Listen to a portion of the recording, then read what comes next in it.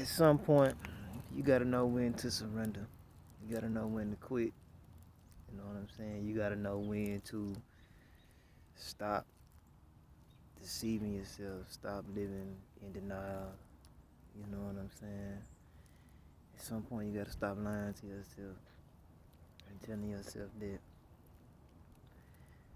I am going to do this or I am going to do that, but you ain't gonna do it because you still failing to accept the reality that exists.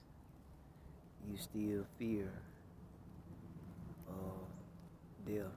You still fear uh, humiliation. You still fear so many different things because you still so self-conscious. With that being said, there's so much more to life than trying to always be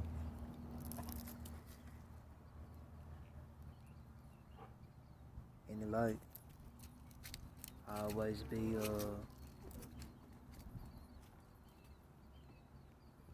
denial.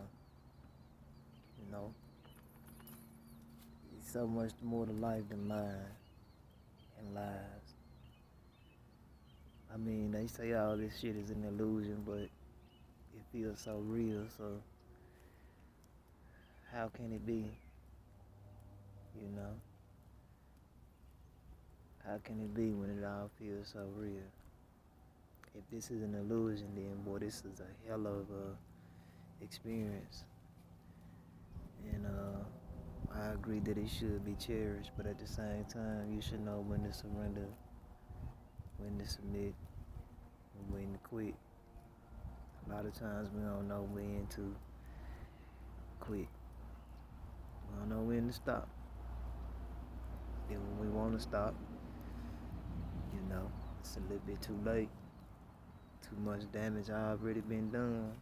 So now we gotta carry on to the end. We had a chance, but shit, now we ain't got no chance.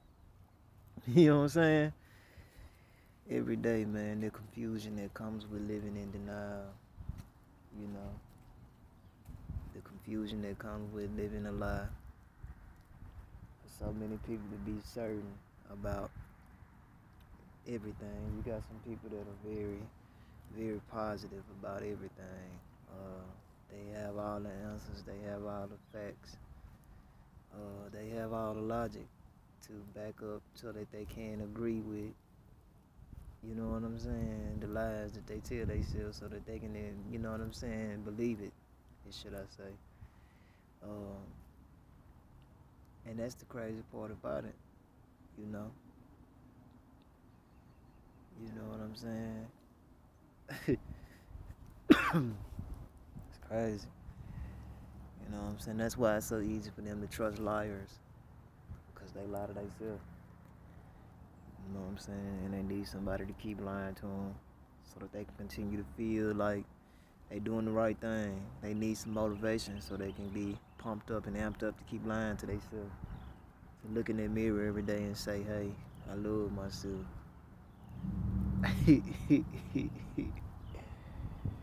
Yeah, man. You know, I think you love the image of yourself.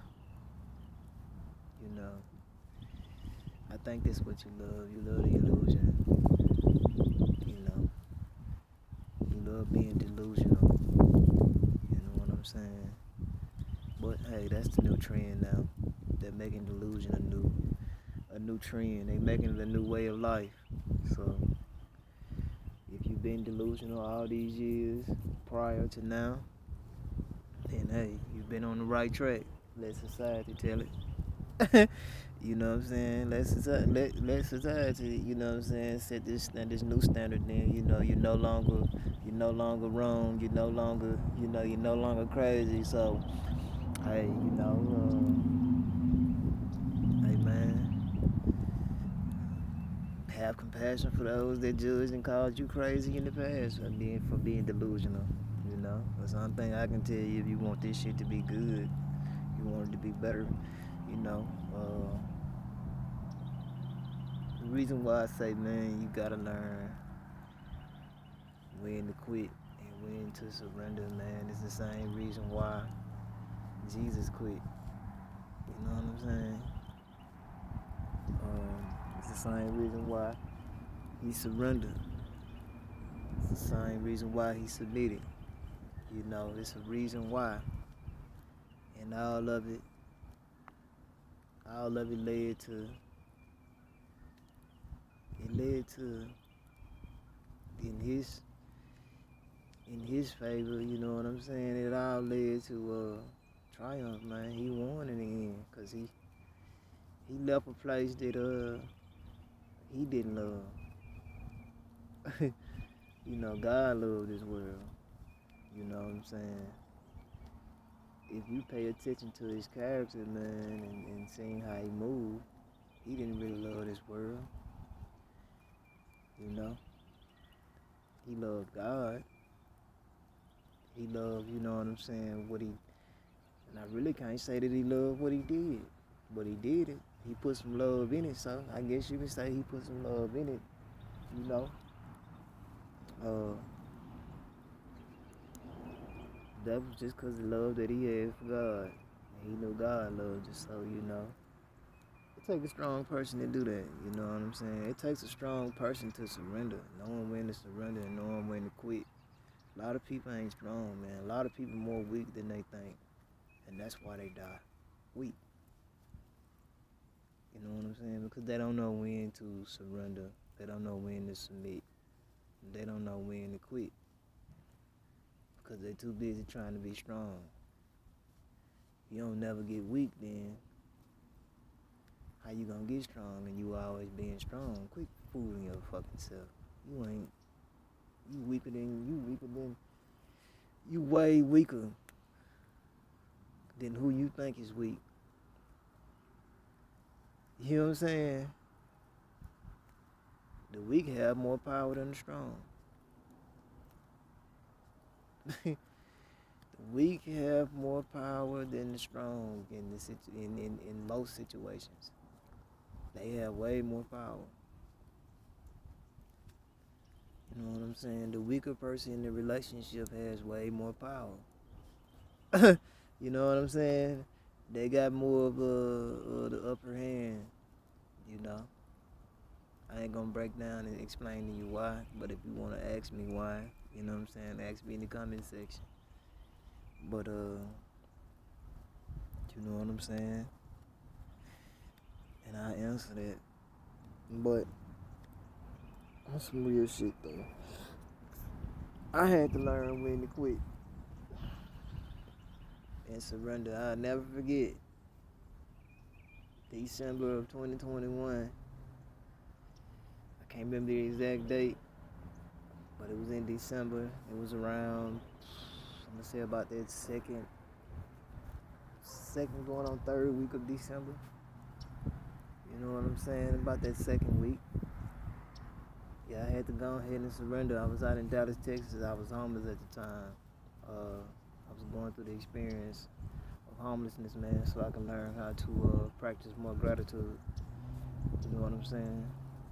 I had to learn how to live with a little, you know what I'm saying, so that I can appreciate a lot when I get a lot and still know truth and still as well be able to be humble and meek, you know what I'm saying? So I took that experience. It was a part of my initiation. So I took that experience and it was worth it. I learned so much. But when it was time to go, God knew he had to create a situation because God knew that I had adapted. And in my mind, I was ready to go longer, you know, however long it needed to, but I got everything pretty quick. I understood, you know, I passed those tests quick, and God knew me because God knew his son, and he was like, yeah, let me go ahead and do this right here so he can go ahead and surrender, so he can go ahead and quit. You know, real winners know when to quit. When you already won, man, you know, you can quit the game. You know what I'm saying? Ain't no need to waste no more energy, no more time here. And you done already won. You done already won big. What we still in that mindset for? While we still in that energy, you know what I'm saying? Nah, let's chill out. Let's go ahead and go rest and you know, reflect and do our evaluation and all that so we can get back to it. You know what I'm saying? Yeah, I had to go ahead and surrender, man. I had to go and quit. You know, this guy on the train. You know, I used to sleep on the train at night. So you know what I'm saying, the nights that I couldn't get a room, so I would sleep on the train at dark. You know what I'm saying? You know what the dark is. You know what the dark is. So I would sleep on the train. Uh, I had my bag closer to the window, of course, on the other side of my leg, and I'd take up 2 seats on the train and lean my head up against the window. You know what I'm saying? And you know, one night I normally used to ride the green line, but instead I jumped on the green line shut down, so I jumped on I want to say they had to be either the red line or the orange line. It was one of the two. Either way it go, you know what I'm saying. When the green line shut down, you know, we stopped at a station and we just transferred over and got on another train. At the time, it wasn't that many people. It was like me and a few people on the train that night. So you know, we would spread it out. You know, um, and by the way, if a certain person is operating that train that night, they'll be cool. They won't make you get off. You got some people that will. Fortunately, man, I was blessed to be able to sleep on as many trains as I wanted, as long as I wanted. As long as my pass was good, I was able to sleep on the train. So anyway, this guy, he get on the train. Now I didn't know he had got on the train, but I know I woke up to a lot of noise. It was very cold at night, so I know I woke up to a lot of noise, and I look up, man. It's like I was in here, cause it's like every homeless person, you know what I'm saying, from this area is on the train tonight because it's cold, so you know they'll get on the train and ride until they start kicking them off. So I'm like, damn. So now I'm sleeping kind of light, you know what I'm saying? And next thing you know, I hear a commotion go on in the back car behind me. You know what I'm saying? The lady I had got on the train with, she had then got into it with this guy, another homeless guy. You know, this lady was kind of sickly, so you know she was kind of disabled a little bit, but she had some scissors in her hand and she was gonna stab the other cat. And he got up and walked up to the cart, and I guess the guy that was with him, he got up and came up there to my cart. And I looked up and seen the guy walk by, the other guy, the second guy. He walked by and looked at me and was like, "Yeah, man, they crazy." And he was laughing, but it was you know it was a space between me and everybody else, so I didn't have anybody in front of me. So he went and sat in the front. Then he came and got up and came and sit in the seat in front of me. Uh, and you know he hung sideways off the seat, you know. So I still had my head down, you know, still napping, trying to nap. So he started talking to me. He like, "Hey man, you from around here? You know?" Look up, nah, put my head back down. He like, "Hey man," he said, "You know the train gonna stop in MLK. You know, that's out there in South Dallas." He was like, I'm like, "Yeah." He was like, "You ain't scared?" I'm like, "Nah." And I was like, "Bro, I done already been over there." And he was like, "Oh, so you must know somebody over there." So I'm like, "Nah." So then he like, You don't know nobody over there? I said, nah, bro. I said, I'm good over there. I was just over there yesterday. You know what I'm saying? I said, I done been all around that time. And he was like, and ain't nobody rob you? And I'm like, hell nah. You know what I'm saying? So at this point, I done set up. You know what I'm saying? And he was like, I can't believe that. So, you know, I'm like, alright. So then he was like, well, I would have got your motherfucking ass. You know, he started talking like, you know, in an aggressive tone. He was like, I would have got your motherfucking ass. Yeah, yeah. Then he got to grabbing on his sack. You know what I'm saying? He was like, I would have raped your motherfucking ass. I would have seen you out there last night. So, you know, my mind like, man, this nigga done violated me. So I take my hand because there's a little bar in front of us in the seat. So I slap my hand down in front of his face, and I'm like, "Oh yeah, you know, I didn't locked up now." You know what I'm saying? So he like, "Yeah." So now his tone changed. He trying to get real low so he can attack my psych, trying to psych me out. You know, he's like, "Yeah, yeah, I would have put all this dick up in you. Yeah, yeah. I wouldn't even have to fight you. You would have just gave it up. Yeah." Yeah, so at this point, now I done got angry. So I stand up. He never got up, but he looked up at me, and I can tell when I had swung my arm out of my coat pocket, he kind of flinched a little bit. So I knew then he was just a bluff. But in my mind, now that I got angry, I'm like, man, I'm finna drop this bitch ass nigga. You know what I'm saying? That's where my mind was. So he was like, what you standing up for? So someone like hit his ass, you know what I'm saying? And I'm like, nah, I ain't gonna hit him because the minute I thought about actually grilling his ass, a thought popped in my head so fast about jail in the law. I'm not too familiar with the laws out there, but I do know if I fight this nigga on this train, I'm going to jail. I'm not from here. I'm out in Dallas, man. The last thing I want to do is end up in a jailhouse in Dallas, Texas, bro. So the train got ready to stop at Loverfield. Loverfield, I think that was the name of that station. So I get off the train. But first I moved though for it stopped. I went to the cart that the lady in the back had cleared out. And I came back up there to get out the door. So, you know, I looked at him. I told him to come on. You know what I'm saying? Because at this point I want to fight. You know what I'm saying?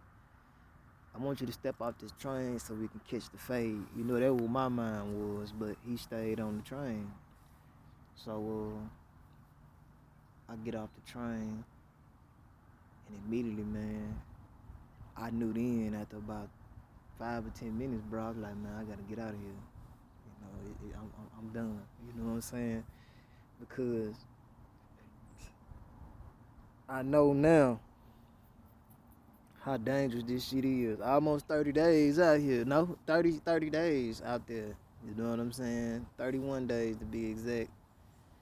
Oh, I'm like, man, I know now I'm gonna have to kill a nigga out here on these streets if I stay out here on these streets. Cause you know, I went to the store down the road to get a black.